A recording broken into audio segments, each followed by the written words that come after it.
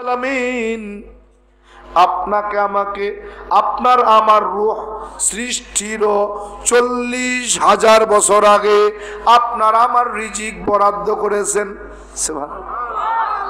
বলে কেমন?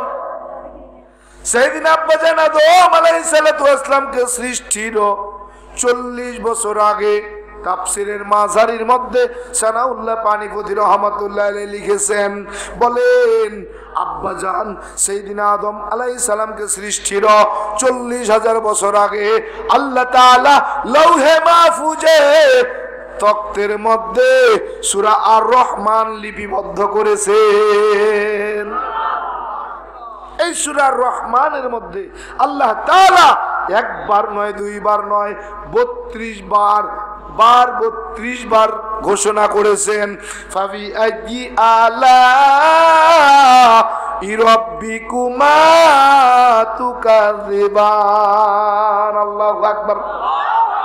তার মানে বোঝা গেল আব্বাজানকে সৃষ্টির 40,000 বছর আগে আব্বাজানের রিজিক বরাদ্দ হয়েছে। আপনার আমার রূহ সৃষ্টির 40,000 বছর আগে আপনার আমার রিজিক বরাদ্দ হয়েছে। আপনাকে আমাকে দুনিয়ায় পাঠানোর 40 দিন আগে আপনার আমার রিজিকটা রব্বে কারীম দুনিয়ার জমিনে পাঠিয়েছেন। সুবহানাল্লাহ। দেখবেন খেয়াল করে, মায়ের গর্ভে 8 মাসের সন্তান মায়ের স্তনে দুধ আসে না কি? যেই সন্তান জন্মানোর ঠিক 40 দিন পূর্বে, কয়দিন? 40 দিন পূর্বে আম্মা জানের স্তনে সন্তানের রিজিক পৌঁছায়। বলে 40 দিন পূর্বে আম্মা জানের স্তনে দুধ আসে। ডাক্তার পরীক্ষিত। তাইলে বোঝা গেল আপনার আমার রিজিক আপনাকে আমাকে দুনিয়ায় পাঠানোর 40 দিন আগে বরাদ্দ করেছেন, 40 দিন আগে দুনিয়ায় পাঠাইছেন। তার মানে বোঝা গেল আল্লাহ তাআলা আমার মতো জাহান্নামীকে হেদায়েত দিবেন, এটা আল্লাহর পুরো পূর্ব পরিকল্পিত। কথা কয় না কি? এটা পূর্ব পরিকল্পিত। বলে কেমন কেমন? বলে যদি পূর্ব পরিকল্পনা না থাকে, আল্লাহ তাআলা আমাকে পাঠাইলেন হিন্দুর ঘরে, বানাইলেন মুসলমান। আল্লাহ তাআলা বলেন গোলাম যা যা যা দুনিয়ার জমিনে যা, 18 বছর বয়স পর্যন্ত তুই অমুসলিম হিসেবে আমার রিজিক ভোগ করবি। 18 বছর যেই দিন পূর্ণ হবে ওই দিন তুই আমার সম্মানের রিজিক ভোগ করবি। বলে কেমন? আল্লাহ পাক রব্বুল আলামিন কোরআনে কারিমের মধ্যে জ্বালায় দেয়, উলাইকা হুমুল মুমিনুনা হাক্কা লাহুম দারাজাতুন ইনদা রাব্বিহিম ওয়া মাগফিরাতু ওয়া রিজকুন কারীম। আল্লাহু আকবার। আল্লাহ তাআলা বলে বান্দা দুনিয়ার জমিনে একদল মাখলুকের রিজিকটা হলো বড় দামি। এই সম্মানের রিজিক, এই রিজকুন কারীম সবার জন্য না। হাদিসে কুদসির মধ্যে আসছে, রব্বে কারীম ফেরেশতাদের নিয়ে বসে গল্প করে। আল্লাহ তাআলা জানায়, ও ফেরেশতারা শোনো, দুনিয়ার জমিনে যত মাখলুক আছে সমস্ত মাখলুকের রিজিক বন্টন করো তোমরা, কিন্তু দুনিয়াতে একদল মাখলুক আছে, দামি মাখলুক, যার রিজিক কোনো ফেরেশতা বন্টন করে না, আমি আল্লাহ নিজের কুদরতি হাত দিয়া বন্টন করি। ফেরেশতা কয় আল্লাহ ওই মাখলুকের পরিচয় কি? ওই দামি মাখলুক কারা? রাসূল আমার জানায়া দেয়, খায়রুকুম মান তাআল্লামাল কুরআনা ওয়া আল্লামা আও কামা ক্বালান নাবিয়্যু আলাইহিস সালাতু ওয়াস সালাম। রাসূল আমার জানায়া দেয় দুনিয়ার জমিনে তার চাইতে উত্তম, তার চাইতে দামি, তার চাইতে শ্রেষ্ঠ আর কে হবে? যে কোরআনের ইলম শিখেছে আর অপরকে শিখিয়েছে। তার মানে কারা দামি? কারা? বলে ওলামায়ে কেরাম। হযরতে আলী রাদিয়াল্লাহু তাআলা আনহু ডাক দেয়া বলেন, আয় উম্মতের দল, ভালো করে কান খুলে শুনে নাও। দুনিয়ার জমিনে দুইটা সম্মানের চেয়ার, এক নম্বরে ইলমের সম্মান, দুই নম্বরে সম্পদের সম্মান। দুইজনকেই মানুষ সম্মান করে চেয়ার দেয়, দুইজনকেই মানুষ সম্মানের খাবার খাওয়ায়।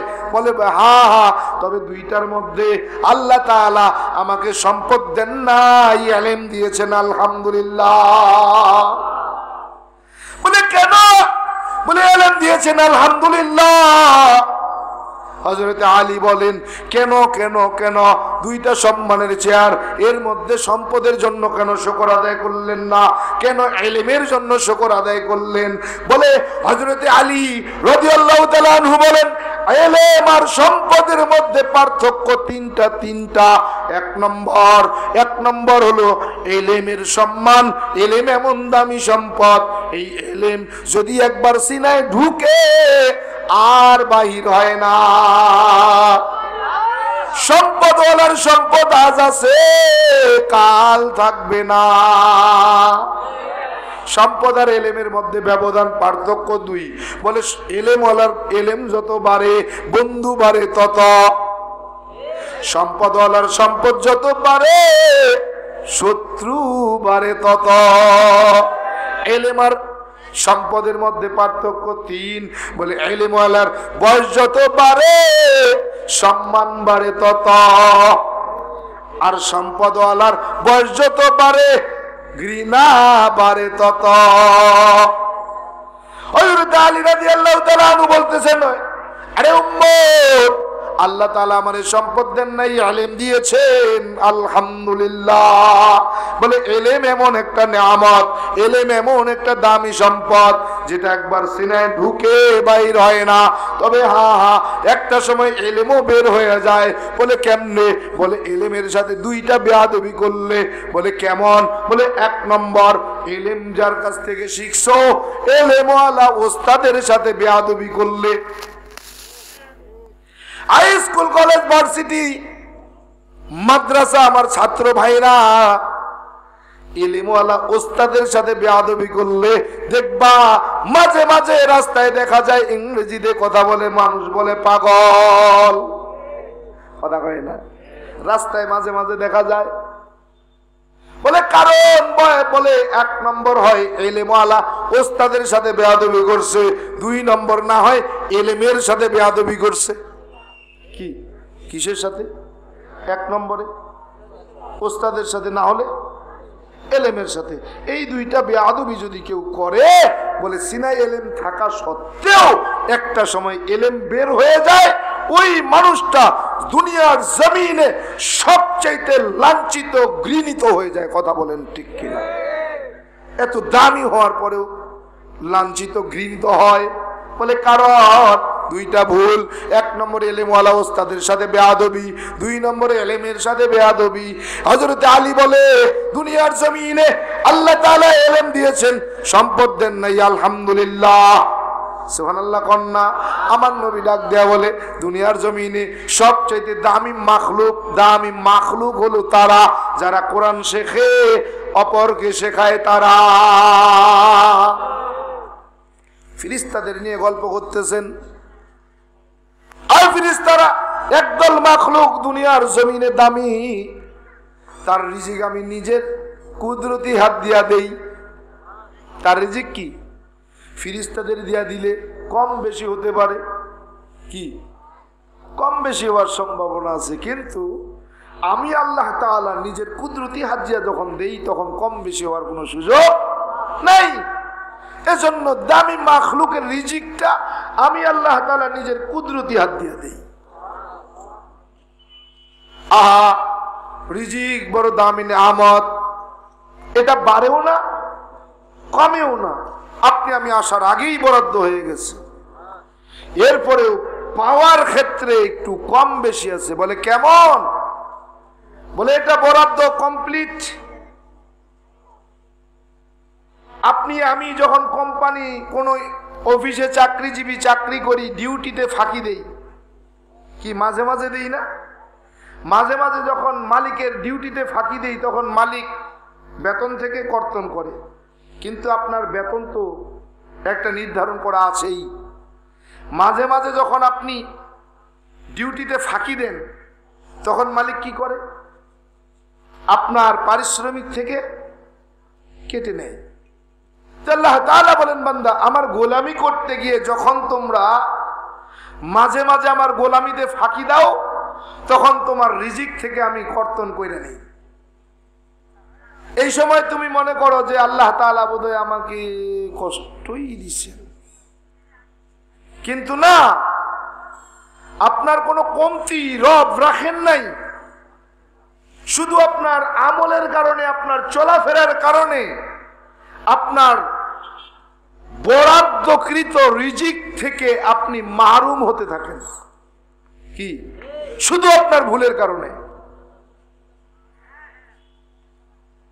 এজন্য 2 নম্বর কথা হলো রিজিক নির্ধারিত, এই রিজিক বাড়বেও না কমবেও না। 3 নম্বর কথা, মৃত্যু অবধারিত। মৃত্যু কি? অবধারিত। হবে না? হবে না? হবেই, সন্দেহ আছে?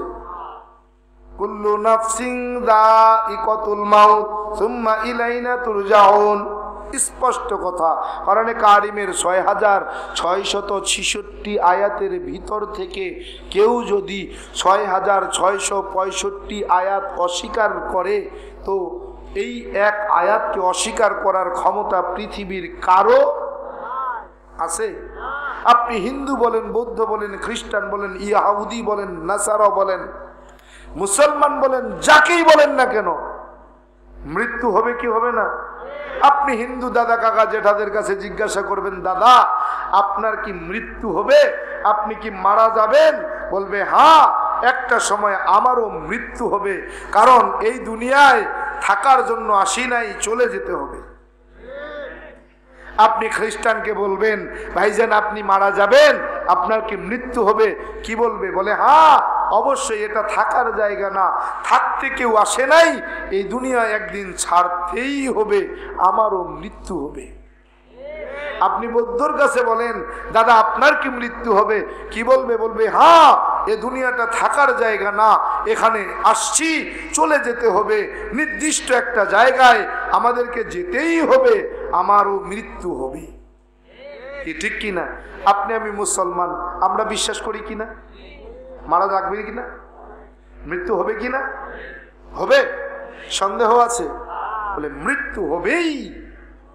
মৃত্যুর থেকে পলায়ন করে আজ পর্যন্ত কেউ বাঁচতে পারে নাই, কিয়ামত পর্যন্ত কেউ পালায়া বাঁচতে পারবে? কেউ পারবে না। মৃত্যু হবেই, সন্দেহ নাই। এজন্য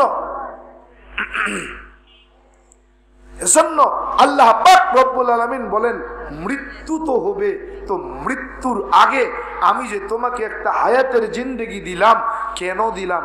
কেন? দুনিয়াতে মাতব্বরি, সরদারি, ওয়ার্ডের মেম্বারগিরি, চেয়ারম্যানগিরি, এমপিগিরি, মন্ত্রীগিরি আর প্রধানমন্ত্রীগিরি করার জন্য? দুনিয়ার জমিনে তুমি এইসে তোমার মন মতো জীবন, মন চাহি জীবন যাপন করবে এজন্য? বলে না, আমি আল্লাহ তাআলা তোমাকে পাঠাইছি তো একটা উদ্দেশ্য নিয়ে।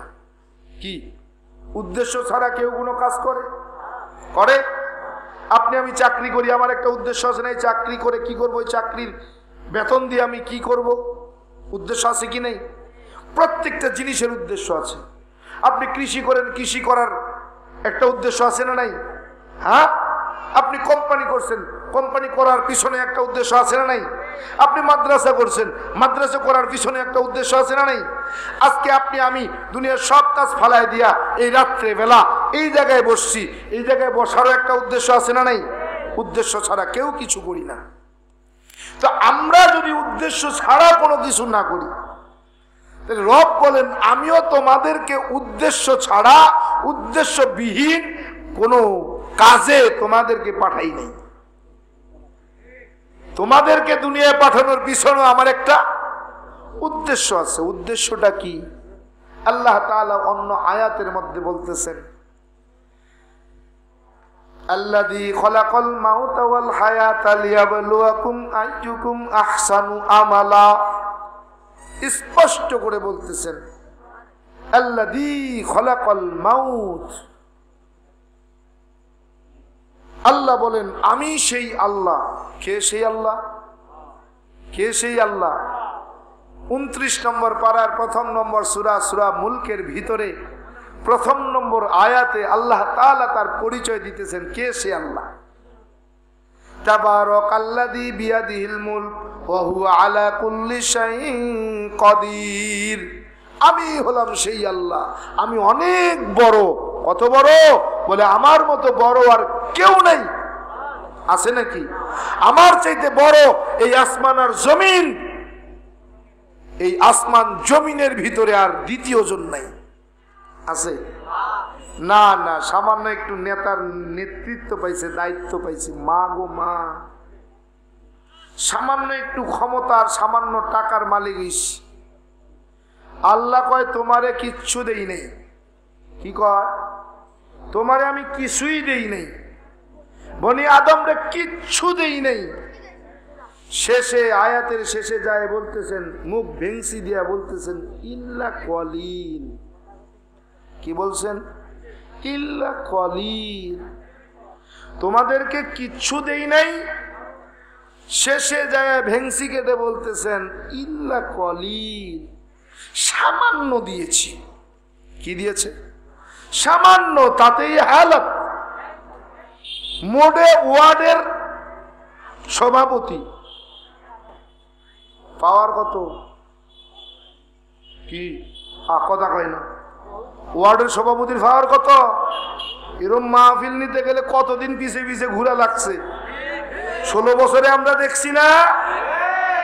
এই 16 বছরের রাজত্বকালে ওয়ার্ডের একজন পাতি নেতা যারে কেউ গনেও না। কথা কর? হ্যাঁ, চেয়ারে ডান পাশে কয় হুজুর। কথা কয় না? এই পাশে ইউনিয়নের একজন নেতা যারে কেউ গনেই না, ফুটপাতের থেকে উঠাইছে। এটা কয় হুজুর কোরআন হাদিসের কথা কন, রাজনীতি কই? আজ্জা তারা কই কই আন কবি না ক? 16 বছর বহুত জ্বালান জ্বালাইছ, বহুত জ্বালান জ্বালাইছ। ফিরাউন নমরুদের চাইতেও জ্বালায় ঢালাইছ। বাংলার মুসলমানকে তুমি একবারে লাগাম টেনে ধরেছ, বাংলার মুসলমানকে সংখ্যালঘুতে পরিণত করে দিয়েছ। অনেক জ্বালাইছ। উলামা একরাম কথা বলবে, কথা বলতে গেলেও ঝামেলা। মসজিদের জুমার মিম্বারের থেকে কথা বলবে, বলে হুজুর ইমামতি করতে হলে আমার কথা মতো চলা লাগবে। এত পাওয়ার পাইছো কই রে?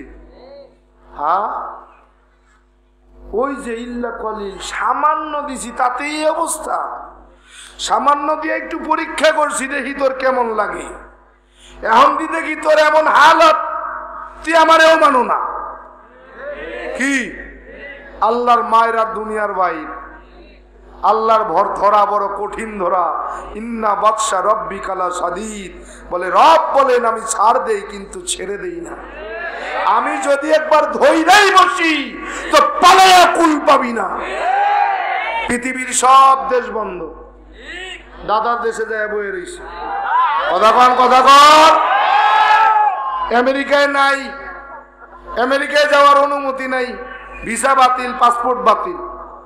লাল পাসপোর্ট, লাল যাও গা, যাও না করে কয় দাদা আব্বা জানে ঢুকতে দেয় না। লন্ডন যাব নাই, হে দীর্ঘদিন পরে ভাবছে জাগা এখন মনে হয় একটু ঢুকতে দিব, দুবাই যাবো। 11 ঘন্টা আকাশে ভো ভো ভো ভো কইরা দুবাইও নামতে পারে নাই, আবার দাদার কাছে। আরে তোর পাওয়ার গেল কই? মেলা জ্বালাইছো, মেলা জ্বালাইছো। উলামা একরাম কথা বলতে গেলেই লাগাম ধরো। উলামা একরাম কথা বললেই তুমি কণ্ঠ দাবিয়ে দেওয়ার চেষ্টা করো। কোরআনের মাহফিলের অনুমতি নিতে গেলে অনুমতি দিতে চাও না, অথচ অমুসলিমেরা, ওই বেঈমানেরা সারা রাত ধরে গান বাজায় আর নাচ করে, বেহায়াপনা অশ্লীলতা করে, সেটার অনুমতি তোমার কাছে লাগে না। কি ভেবেছো কি? শতকরা 92 জন মুসলমান যেই দেশে বাস করে, সেই দেশে মুসলমান কোরআন হাদিসের কথা বলতে পারে না। এই দেশে অমুসলিমেরা নাকি সংখ্যালঘু। আমরা 16 বছর ধরে দেখেছি অমুসলিমরা এদেশে সংখ্যা গরিষ্ঠের মতো চলেছে, বুক ফুলিয়ে কথা বলেছে। তাদের সামনে মুসলমান কথা বলতে গেলে কথা বলতে পারে নাই। আমরা দেখেছি আর রবের কাছে দরখাস্ত করেছে, রব আপনি ছাড়া আর কারো সাহায্য চাই না, রব আপনি আমাদেরকে সাহায্য করুন। 16 বছর রব দেখেছে। ঘুড়ি ছেড়ে দিয়ে নাটাই হাতে নিয়ে দেখেছে, দেখি না কত দূর তুমি উঠতে পারো। নমরুদকে ছেড়ে দিয়েছিলেন, যাও দেখি। করুণ পরিণতি নমরুদের ঘটেছে, কলঙ্কিত ইতিহাস সৃষ্টি হয়েছে। ফিরআউনকে ছাড় দিয়েছে, ছেড়ে দিয়েছে, কিন্তু ছাড় দেয় নাই। ছাড় দিয়েছে কিন্তু ছেড়ে দেয় নাই। ফিরআউনকে সুযোগ দিয়েছে, যা চল, চলতে থাক।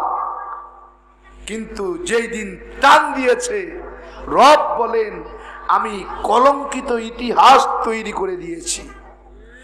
কিয়ামত পর্যন্ত পৃথিবীর মানুষ ওই ফিরআউনের নাম, নমরুদের নাম স্মরণ করতে থাকবে, কারুন হামানের নাম স্মরণ করতে থাকবে, গাদ্দাফি সাদ্দামের নাম স্মরণ করতে থাকবে। বাংলার মানুষ কিয়ামত পর্যন্ত এই বিগত স্বৈরাচারী সরকারের নাম স্মরণে রাখবে ইনশাআল্লাহ। পৃথিবীর মুসলমান যেমন সন্তানের নাম কখনো নমরুদ আর ফিরআউন রাখে না, আগামী ভবিষ্যৎ হবে এমন যে বাংলার মুসলমান কখনো তার সন্তানের নাম হাসিনা রাখবে না।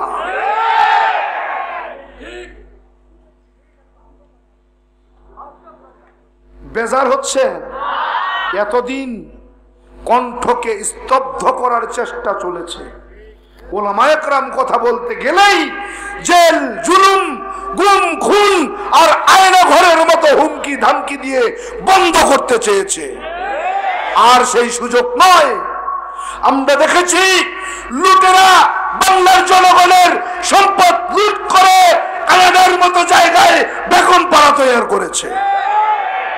বাংলার মুসলমান, বাংলার জনগণ আর ধোঁকা দিয়ে বোকা বানাতে পারা যাবে না। বাংলার মানুষকে আর ধোঁকা দিয়ে বোকা বানানো যাবে না। আমরা স্বাধীনতার 53 বছর পর্যন্ত দেখেছি যারাই শাসন করেছে, শাসনের নামে শুধু বাংলার জনগণকে শোষণ করেছে, আর আমরা শোষণ করতে দেব না ইনশাআল্লাহ। বাংলার জনগণ আর শোষণ চায় না। বাংলার জনগণ আবার ফিরে দাঁড়াতে চায়। বাংলার জনগণ আবার চায় আগামীর বাংলাদেশ হবে ইসলামের বাংলাদেশ, আগামীর বাংলাদেশ হবে ওলামায়ে কেরামের বাংলাদেশ, আগামীর বাংলাদেশ হবে আল কোরআন হাদিসের বাংলাদেশ।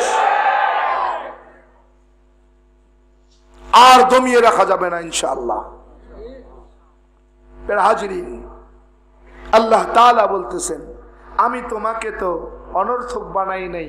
তুমি যত বড় ক্ষমতাওয়ালা, টাকাওয়ালা, পয়সাওয়ালা, ক্ষমতার দাপটওয়ালা হও না কেন, আল্লাযী খলাকাল মাউত, মৃত্যুর কথা স্মরণে রাখিও, মৃত্যু কিন্তু হবে। কি কই আজকের ক্ষমতার বদলের তারা কোথায় যারা বলেছিল আগামী 41-এর আগে 41, এই ভয়ে ভাবছিলাম না জানি কি হয়।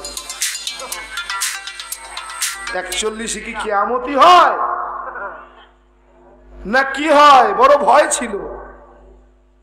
আল্লাহ বলে 41 তুই রাখবি কেমনে আমি যদি না রাখি?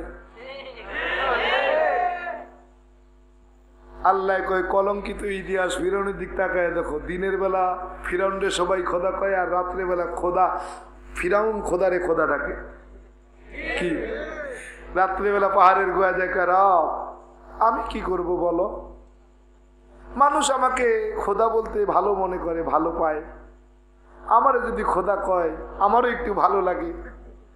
আল্লাহ আমি তো জানি আপনি ছাড়া আমার খোদা নাই, আপনি আমার খোদা আমি তো জানি। আল্লাহ মানুষ একটু বইলে মজা পায়, আমিও একটু শুনে মজা পাই। আয় আল্লাহ আমার এই ক্ষমতা কাইরে নিয়েন না। আল্লাহ কয় ঠিক আছে দিলাম, তবে আমার চাদর নিয়ে টানাটানি করো না। কি আমার চাদর নিয়ে টানাটানি করো না, আমার চাদর ধরে টানলে কিন্তু আর অস্তিত্ব থাকবে না। ফিরাউনের দলবল নিয়ে পয়গম্বর মুসা আলাইহিস সালামের দলবল পাকড়াও করছে, ধর। ফিরাউন পয়গম্বর মুসা আলাইহিস সালাম কয় আল্লাহ হামজামু কই, সামনে দি নীল নদ, পিছনে ফিরাউন, আল্লাহ জামু কই, ব্যবস্থা করে দে। আল্লাহকে মুসা হাতে লাঠি আছে নি আছে না, দে পানির মধ্যে বাড়ি, এক আঘাতে 12 রাস্তা। কয় মুসা সোজাটা দিয়া দৌড়াবি, কোনটা দিয়া? ফিরাউন মনে করছে নীল নদের মধ্যে আমার হলো হাঁটু ফানি, হ্যাঁ পানির মধ্যে যাই করবো কি, হেরে টপ করে ধরে নিব তুলে নিব, ওই যে কইছে শট করে ফিরামু, কয় যে কোনো মুহূর্তে আশেপাশে চট করে ঢুকে যাবো। বাংলার ছাত্র জনতা তো অপেক্ষা আছে, চট করে ঢুকলেই তো মজা। কি চট করে ঢুকার যখন এত ইসব তো গেলাকে থাইকা বলতা দেখাইতা যে আমি আসি যাই নাই, কি তাইলে না বুঝতাম বাপের বেডি। কি মনের মধ্যে ভয়ও আছে, আবার শর্ট করে ঢুকার আশাও আছে। শর্ট করে ঢুকা আরো বাংলার জনগণ সজাগ আছে, ঢুক কি বেজার হইতেছে, বেজার হইলে কিছু করার নাই। এই কয়েকদিন আগের কথা বলতেছি, এই রাজবাড়ির একটা প্রোগ্রামে কমিটির লোকজন আসছে, হুজুর একটু কথা বলতাম, বলেন। আয়সা বলতেছে হুজুর আমাদের এলাকাটা আমরা 40% হিন্দু আর 40% মুসলমান আর 60% হিন্দু। হ্যাঁ ভালো তো, হুজুর আপনি আলোচনা করবেন মন খুলে, সমস্যা নেই, রাজনৈতিক কোনো কথা বলার প্রয়োজন নেই। আর মনে মনে ভাবতেছি আরে সুরেশার গেছে ঠিকই, কিন্তু শিকড় এখনো যে আছে, এখন বুকের ভাড়া কত দেখছনি। হুজুর রাজনৈতিক কথা কইতেন না, তার মানে বুঝলাম ডাকাত গেছে কিন্তু চোর এখনো দেশে আছে। আচ্ছা কি করতাম, রাজনৈতিক কথা কইতেন না, আচ্ছা ঠিক আছে খুশি।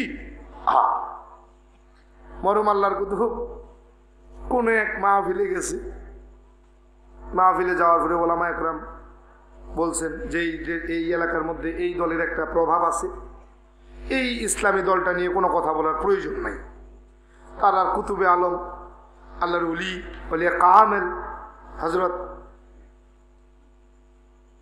সৈয়দ মুহাম্মদ ফজলুল করিম রহমতুল্লাহ আলাইহি বলতেছেন বাজান আমার একটা নিজস্ব দল আছে না, ইসলামী শাসনতন্ত্র আন্দোলন আছে না, তা আমি কেরে আরেক দলের বিরোধিতা করতে যাবো, আমার দল নিয়ে কথা কমু, আরেক দলের কথা কমু কেরে। ওলামা একরাম কয় জি হুজুর আলহামদুলিল্লাহ। তো হুজুর স্টেজে বইছে, খুতবা শেষ করছে, খুতবা শেষ করেই কয় অমুক দল তো কোনো ইসলামিক দলই না।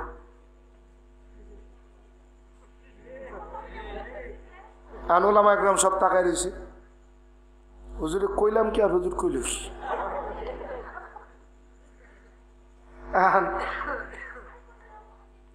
সব তাকায় রয়েছে। হুজুর কইতেছে বেটা আমি এসে আমার দল নিয়ে ব্যস্ত, আমি আরেক দলের বিরুদ্ধে কথা বলতে যাবো কেন? কারণ পাগলরে যদি কেউ মনে কইরে দেয়,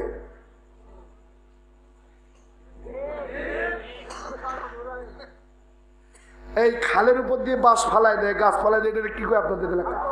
সাকো, আমাদের এলাকায় কয় সাকোয়া, বরিশালের দিকে কয় হাক্কা। কি এখন কুতুবে আলম বলতেছে বেড়া আল্লাহর এক বান্দা হাক্কা পার হইতেছে, হাক্কার মাঝামাঝি গেছে, আর পিছনে তাকায় দেখে ফাগল উঠতেছে। আর ফাগল মনে করে ফাগল দেখা আল্লাহর বান্দা করতে যায়, ফাগল পারবি ও, খবরদার হাক্কা কিন্তু নাড়াবি না, যদি নাড়াইস তাহলে আমি তো খালে ফরমুই, তুইও কিন্তু বাঁচবি না। পাগল খায় আল্লাহর গোলাম মনে করে দিয়ে খুব ভালো করছো, এতক্ষণ মনে ছিল না তো মনে করে দিয়ে খুব ভালো করছো, জম্মের নাড়ান নাড়াইছে। এখন তো ভালো মানুষও খালে, পাগলও খালে। তার আমি ওই স্টেজে ওইটা খুতবা শেষ করে বলতেছি, ভাইজান আচ্ছা আমারে দেখে কি হিন্দু মনে হয়? কয় না। তা আমারে দেখে কি আওয়ামী লীগ, বিএনপি, জাতীয় পার্টি, জামাতি ইসলাম, এই ওই কংগ্রেস এইসব দল মনে হয়? কয় না। তাহলে আমাদের কি মনে হয়? নিঃসন্দেহে কোনো একটা ইসলামী দলের একজন কর্মী, ঠিক না? তা আমি এসে আমার দল নিয়া, আল্লাহর কোরআন রসুলের সুন্নাহ নিয়া, আমি এনে হিন্দুদের বিরুদ্ধেই কমুকা আর অন্য কোনো দলের বিরুদ্ধেই কমুকা, কি ঠিক না? আর কেউ যদি আমার নাড়াইয়া নেয় না কয়া ভারি কি, তো হেরা সব মাথা নিচু করে বয়ে দিস স্টেজে, বোয়া মাথা নিচু, হইল কি, কইলাম কি আর করলো কি, কি ঠিক না? যশোরে আমি জানি আমাকে পূর্ব জাতি ভাইরা অনেক, ঠিক না? হ্যাঁ, পূর্বের জাতি ভাইরা অনেক। আর আমি কি পূর্বের জাতি ভাইয়ের কথা কইতাম কমুকে রে, কিন্তু এগো কাজ যখন না কইও তো পারি না। এগো দুটা সংগঠন, একটা ইসকন আর একটা র। ইসকনের কাজ হলো কোমলমতি মুসলমানের যুবতী মেয়েদেরকে প্রেমের ফাঁদে ফেলে চরিত্র লুটে তাকে ছুঁড়ে ফেলে দেওয়া। ওদের এই কাজগুলোর সঙ্গে বাংলাদেশের বড় একজন অ্যাডভোকেট জড়িত, যিনি আইনের ধারায় ফেলে কোডের মাধ্যমে হিন্দু মুসলমানের বিবাহ পড়ায়।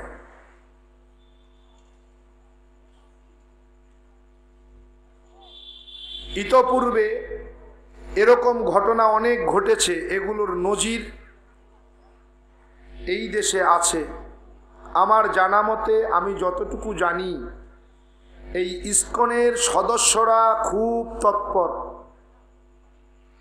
কোমলমতি মুসলমানের যুবতী মেয়েদেরকে তারা প্রেমের ফাঁদে ফেলে বিয়ের প্রলোভন দেখিয়ে তাদের চরিত্র নষ্ট করে তাদেরকে ছুঁড়ে ফেলে দেয়।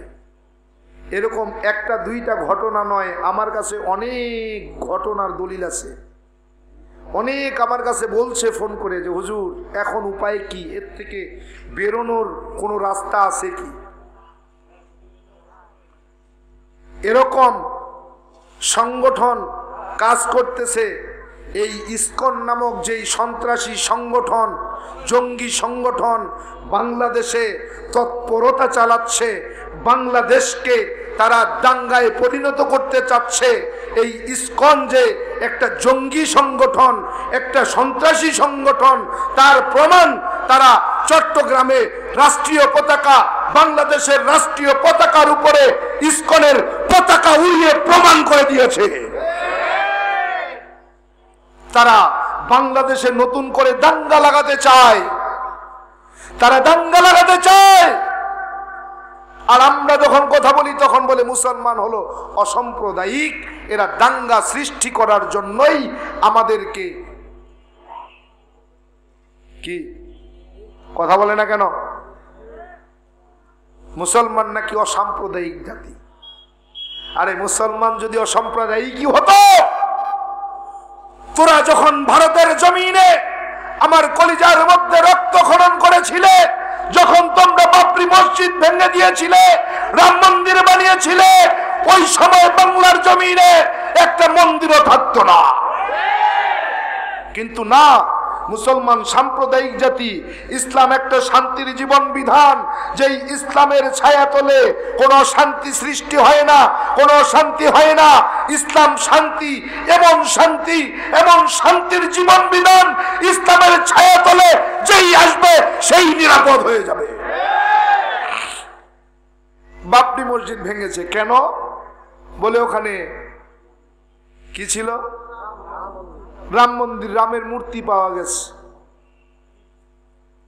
ইতিহাস জানো না, শুনো। এই ইতিহাস চোখের সামনে ঘটা ইতিহাস কাকে বলে শোনো। বাবরি মসজিদের নিচে রাম মন্দির তুমি পেয়েছো না? পেয়েছো রাম মন্দির? বাবরি মসজিদ স্থাপিত হয়েছে 1524 খ্রিস্টাব্দে। কত? 1500। ভালো করে মেমোরির মধ্যে গেঁথে নেন বাবরি মসজিদের ইতিহাস। বাবরি মসজিদ স্থাপিত হয়েছে 1524 খ্রিস্টাব্দে। বাল্মীকি মুনি রামায়ণ লিখেছে। এখনো ভগবান রামচন্দ্রের জন্ম হয়নি, মন্দির তো পরের কথা। ভগবান রামচন্দ্রের এখনো জন্ম হয়নি। বাল্মীকি মুনি রামায়ণ লিখেছে 1577 খ্রিস্টাব্দে। কতদিন? বাবরি মসজিদের আগে না পরে? বাবরি মসজিদের আগে না পরে? বাবরি মসজিদ স্থাপিত হলো 1524-এ, আর রামায়ণ লিখা হলো 1577-এ। তার মানে এখানে এখনো কতদিন গ্যাপ? এখনো ভগবানের জন্ম হয়নি। এরপরে ভগবানের জন্ম। অথচ তারা বলল কি, বাবরি মসজিদের নিচে রাম মন্দির পাওয়া গেছে। বাবরি মসজিদ তোমার ভগবানের সৃষ্টিরও, ভগবানের জন্মেরও প্রায় 50 বছর আগে। প্রায় 50 বছর আগে। তুমি 50 বছর আগের বাবরি মসজিদের নিচে রাম মন্দির পেলে। এই রাম মন্দিরটা কে রেখেছিল? তোমার বাপ। এই রাম মন্দির কে রেখেছিল? তোমার বাপ। তুমি রাম মন্দির দেখে, বাবরি মসজিদ ভেঙে রাম মন্দির বানিয়ে মুসলমানের কলিজায় রক্তক্ষরণ করেছ। পৃথিবীর মুসলমান তোমাকে ক্ষমা করেনি। অপেক্ষা করো। আজ পর্যন্ত পৃথিবীর জমিনে যারাই ইসলামের বিরোধিতা করেছে, ইসলামের ক্ষতি করেছে, ইসলামকে নিয়ে খেলেছে, তারা কেউ ভালো নেই, তোমারও ভালো থাকবে না। অপেক্ষা করো, তোমার ধ্বংস অনিবার্য। এটা পৃথিবীর মুসলমান দেখবে তোমার ধ্বংসলীলা কেমনে তোমার ধ্বংস হয়েছে। এই ধ্বংসটাও কলঙ্কিত ইতিহাস হয়ে থাকবে ইনশাআল্লাহ। মুসলমানের তুমি দয়া দেখেছো, মুসলমানের হুঙ্কার তুমি দেখনি, মুসলমানের হুঙ্কার তুমি শোনোনি। অপেক্ষা করো। রাজা লক্ষণ সেন যেমন 17 জন সৈন্যের নারে তাকবীর আল্লাহু আকবারের ধ্বনি শুনে রাজপ্রাসাদের পিছনের দরজা দিয়ে পালিয়েছে, তোমার পালানোর জন্য পিছনের দরজাও থাকবে না। তুমি যে কোন রাস্তা দিয়ে পালিয়ে যাবে তা তুমি নিজেও জানো না। অপেক্ষা করো। বাংলার মুসলমান যদি সাম্প্রদায়িক না হতো, তুমি যেই দিন বাবরি মসজিদ ভেঙেছিলে সেই দিন বাংলার মুসলমান ওই ঢাকার ঢাকেশ্বরী মন্দির ভেঙে ফেলতো। কিন্তু না, ইসলাম তো অসাম্প্রদায়িক জীবন বিধান নয়। ইসলাম তো, মুসলমান তো অসাম্প্রদায়িক জাতি নয়। মুসলমান তো সাম্প্রদায়িক দাঙ্গা চায় না। মুসলমান চায় শান্তি। একত্রে আপনি হিন্দু হতে পারেন, আপনি খ্রিস্টান হতে পারেন, আপনি বৌদ্ধ হতে পারেন, আমি মুসলমান, আপনারা আমরা একই বাবা মায়ের সন্তান, আমরা ভাই ভাই। কিন্তু আপনি চান দাঙ্গা লাগিয়ে এই বাংলাদেশটাকে পৃথিবীর জমিনে একটা খারাপ রাষ্ট্র, নিকৃষ্ট রাষ্ট্র পরিণত করতে। না, বাংলার মুসলমান সজাগ আছে। তুমি চাইলে পারবে না। চাইলেই তুমি পারবে না ইনশাআল্লাহ। বাংলার মুসলমান সজাগ আছে, সতর্ক আছে, যে কোনো মূল্যে এটাকে প্রতিহত করবে। এজন্য আজকে এই মাহফিল থেকে উদাত্ত আহ্বান জানাবো, অন্তর্বর্তীকালীন সরকারের মাধ্যমে বাংলাদেশ থেকে ইসকন নামক জঙ্গি সংগঠনকে নিষিদ্ধ ঘোষণা করতে হবে।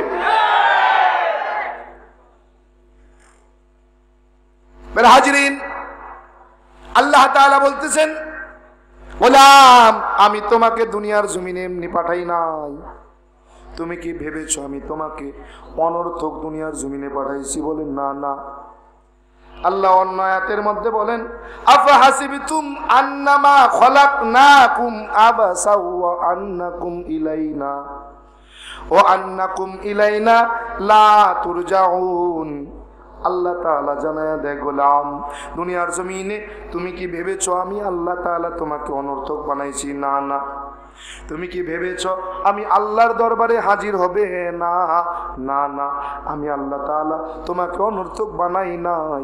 2 দিন আগে আর 1 দিন পরে হোক আমার সামনে হাজির হতে হবে, পালায়া বাঁচার কোনো উপায় নাই।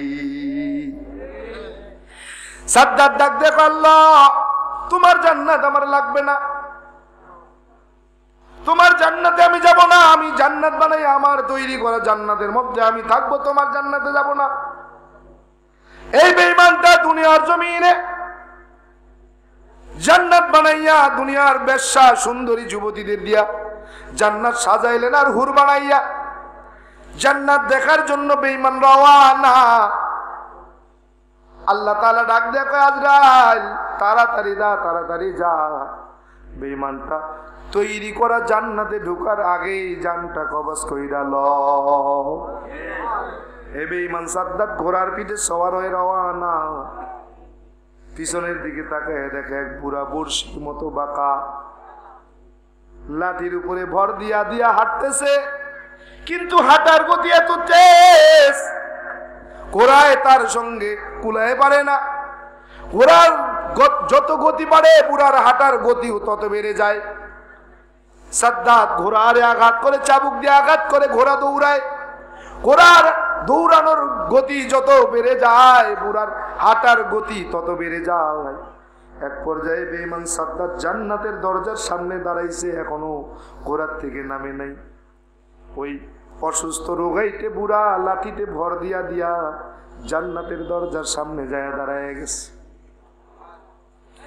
সাদ্দাত ডাক দেয়া করে, বুড়া কে তুমি, কি তোমার পরিচয়? দেখলাম তুমি লাঠিতে ভর দিয়া দিয়া আমার পিছে পিছে আসতেছিলা, আমার ঘোড়ার এত তেজি তেজি ঘোড়ার সঙ্গে পাল্লা দিয়া আমার জান্নাতের সামনে দাঁড়াইলা, কে তুমি, কি তোমার পরিচয় বলো? আজরাইল ডাক দেয়া কয়, সাদ্দাত তেমন কোনো পরিচয় আমার দেওয়ার মতো নাই, তবে একটা পরিচয় আছে, আমি আল্লাহ পাকের ফেরেশতা গোলাম, আমার নাম আজরাইল। সাদ্দাত ডাক দেখো, ভাই আজরাইল কি জন্য আমার জান্নাতের দরজা আটকায় রাখছো বলো, কেন তুমি আসলা, কি জন্য তুমি আসছো? সাদ্দাত বলতেছে, আজরাইল ডাক দিয়ে বলে, সাদ্দাত রে আমার তো এরকম ঘুরে বেড়ানোর মতো কোনো সুযোগ নাই, সময় নাই, তবে আমি যদি কারো সামনে একবার হাত দাঁড়ায়া যাই জান কবজ করা ছাড়া আমার আর অন্য কোনো কাজ নাই। সাদ্দাত ডাক দেখো, ভাই আজরাইল বুঝছি জান কবজ করার জন্য আসছো, তবে ভাই তোমার কাছে এতটুকু অনুরোধ, এত আশা নিয়া এত সুন্দর কইরা জান্নাত বানাইছি আর সাজাইছি, আজরাইল এই দরজার এই পাশ দিয়া ঢুক।